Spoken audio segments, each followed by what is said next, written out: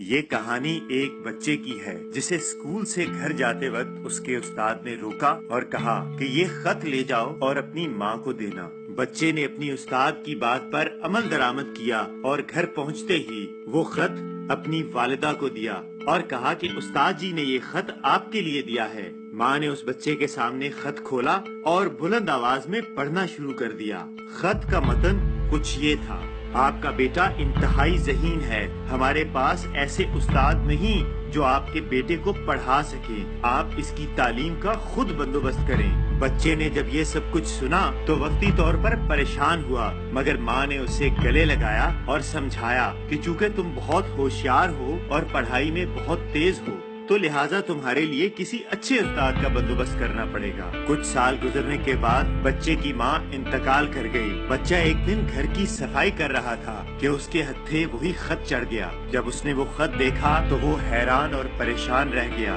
اس خط کا متن بالکل بھی وہ نہیں تھا جو اسے اس کی ماں نے پڑھ کر سنایا تھا، بلکہ اس خط میں تو یہ لکھا تھا کہ آپ کا بیٹا دماغی طور پر بہت کمزور ہے، ہم دوسرے بچوں کے ساتھ اسے نہیں پڑھا سکتے، اور ویسے بھی اسے سمجھ تو کچھ آنا نہیں، تو لہٰذا آپ اس کی پڑھائی کا بندوبست گھر پہ ہی کریں۔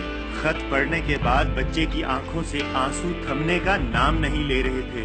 اس وقت وہ اپنی ماں کو بہت یاد کر رہا تھا اور اسے ملنا چاہتا تھا، مگر وہ اس دنیا سے جا چکی تھی۔ ایجادات کی دنیا میں نام پیدا کرنے والے اس بچے کا نام تھا تھامس ایڈیسن۔